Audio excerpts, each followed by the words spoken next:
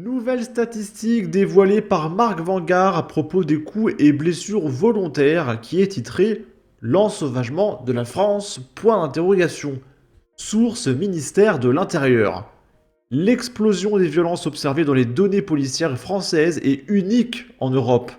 Les chiffres clés sur le sujet centralisés en un fil à conserver dans vos signets. Il y a une semaine, je révélais en exclusivité que le taux de coups et blessures volontaires enregistrés par les forces de police avait été multiplié par 10 depuis 1972. Et du coup, là, on peut voir, ça, c'est les différentes sources. Il y a Eurostat, l'État, une étude de Monsieur Lagrange, la SSMSI, et tout semble corrélé. On voit une explosion absolument démentielle des coups et blessures. Ainsi, le nombre de coups et blessures délictuelles enregistrés par les forces de l'ordre est passé de moins de 30 000 en 1972 à 300 000 en 2023. Cette hausse est amplifiée par un élargissement du périmètre juridique étudié, nous y reviendrons. Donc ça a fait x10. Différents jeux de données policières existent et fluctuent à la marge dans leurs estimations selon leur date ou l'organisme qui les relaie. Je prends ici les données de janvier 2024. Allez, on rentre dans le vif du sujet. Le nombre d'actes de coups et blessures volontaires enregistrés dans les données policières a encore battu un record en 2023 avec 384 000 victimes recensées. C'est 5 fois plus qu'en 1996. Chaque jour, plus de 1000 plaintes sont déposées. Parce qu'on parle beaucoup des 140 attaques au couteau par jour, mais ça c'est juste les attaques au couteau. Il y a des attaques au coup de poing, il y a des fusillades, il y a des vols, des cambriolages, il y a plein de trucs. D'accord? Le nombre de coups et blessures volontaires enregistrés a été multiplié par 5 depuis 1996. C'est merveilleux. Le ministère a revu à la baisse il y a quelques semaines le nombre de violences recensées ces dernières années. Des dizaines de milliers d'actes de harcèlement ont ainsi été exclus. Parce que selon notre leader suprême, le harcèlement, c'est pas de la violence. Et du coup, ils ont pu diminuer les stades de violence en ne prenant pas en compte le harcèlement. Pour les plus curieux, je vous mets ci-dessous la toute dernière série de données qui reste fortement haussière et on passe à la suite. Le nombre de coups et blessures volontaires enregistrés par les forces de l'ordre a augmenté de 50% depuis 2017. Et on peut voir que depuis 2020, ça explose, mais c'est délirant, hein. Ok. Pour donner une idée de la hausse que cela représente, il y avait en moyenne 111 000, c'est énorme, actes de coups et blessures recensés chaque année quand Jospin était Premier ministre. Depuis l'élection de M. Macron, on est désormais à 300 000 actes annuels en moyenne. Les données policières ne recensent que les actes pour lesquels une plainte a été déposée. D'après l'enquête ministérielle Genèse, seuls 34% des victimes portent plainte. Donc ça veut dire qu'il y a 66% des gens qui ne se prennent même plus la tête à porter plainte, parce qu'ils savent très bien qu'il va rien se passer. Donc en réalité, ces chiffres, vous pouvez les multiplier par 3. Donc on peut partir sur du 900 000 actes de coups et blessures recensés. Enfin pas recensés du coup, mais il y a 900 000 coups et blessures chaque année en France. C'est absolument démentiel. Il y aurait donc en France plus d'1 million de victimes de coups et blessures volontaires chaque année. Les chiffres publiés par l'autorité statistique de l'Union européenne, Eurostat, montrent que nos grands pays voisins ne connaissent pas la même tendance de la hausse des violences. Exemple ici sur 2012-2021. Et on peut voir que en rouge, c'est notre merveilleux pays, la France. En jaune, c'est l'Espagne, ça explose aussi. Et l'Allemagne et l'Italie, en blanc et en vert, ça diminue. C'est à moins 13 et moins 14%. Pendant que la France, c'est plus 47%. Ok. La France est tout simplement le pays de l'UE dans lequel le taux de coups et blessures volontaires a le plus augmenté depuis 2012, à savoir plus 47%. Et là, on peut voir une carte de l'Union européenne. Et on voit que les coups et blessures diminuent partout, sauf en France, ce merveilleux pays, à Southport. Je vous rappelle qu'au Royaume-Uni, dans la ville de Southport, il s'est passé plein de choses récemment.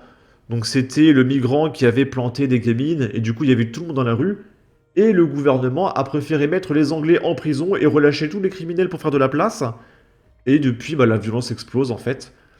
Donc ça reflète les news qu'on voit régulièrement, hein, j'ai envie de dire.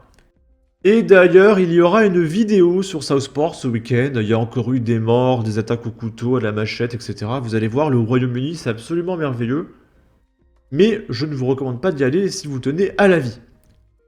Si les agressions hors cadre familial ont augmenté de plus 30% depuis 2017, le total des coups et blessures volontaires est largement tiré à la hausse par les violences intrafamiliales. Depuis 2017, ça a fait x2. Une certaine libération de la parole a pu contribuer à ce phénomène. Plus 110% depuis 2017. Ok.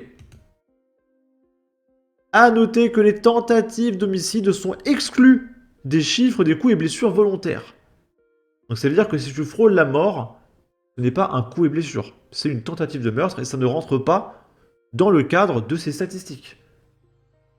Or, ces actes sont 4 fois plus fréquents qu'il y a 15 ans, à mesure que les laissés pour morts émaillent les pages faits divers de nos journaux.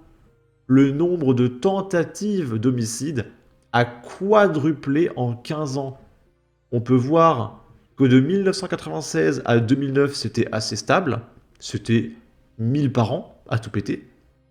Et depuis l'arrivée de notre leader suprême, ça a fait x2, x3, x4, et ça fait que d'exploser. Après, on peut se poser la question, qu'est-ce qui se passe depuis que Macron est au pouvoir?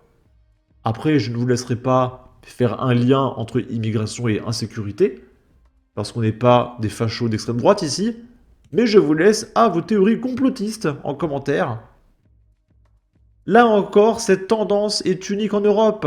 Concernant les tentatives d'homicide sur la décennie 2012-2021, Eurostat note ainsi une hausse de 110% en France, de 34% en Espagne et une baisse de 6% en Allemagne et de 30% en Italie. Et là, on a les différents pays d'Europe et on voit la France, ce merveilleux pays, qui est en rouge fluo et qui rajoute 2 colonnes. Donc ça montre à quel point la France est un pays très très stable, sans aucun problème, ok. Et par contre, premier degré, si vous voulez partir, il y a la Lituanie, moins 65%, Luxembourg, Roumanie, Estonie, et la Hongrie. Je rappelle que la Hongrie s'est fait dénoncer par la France insoumise parce que c'est un pays d'extrême droite, et que la droite c'est intolérable. Eh bien moi je vous recommande d'aller en Hongrie. Voilà, la délinquance diminue en Hongrie, on se sent en sécurité. La hausse des violences en France semble pourtant très contre-intuitive. La population des 20-59 ans n'augmente presque plus. La consommation d'alcool s'effondre. Les technologies d'alerte et de protection progressent. Et là, on voit que les gens prennent de moins en moins d'alcool, etc. Le graphique de droite explique que vu qu'on a des téléphones portables depuis 2015, eh bien, on peut plus facilement appeler la police, etc. Mais Mark Vanguard ne comprend pas pourquoi les chiffres de violence augmentent. A l'inverse, 2 autres grands facteurs influent à la hausse la mesure des violences dans les données policières. Comme on l'a vu, la libération de la parole sur les violences conjugales a probablement eu un rôle. Le périmètre de l'infraction a évolué. La règle générale est que les coups et blessures sont comptabilisés dans les délits uniquement lorsque les violences entraînent au moins 8 jours d'ITT. Mais le périmètre s'est progressivement étendu. Mais il précise malgré tout que la hausse des violences est difficilement contestable.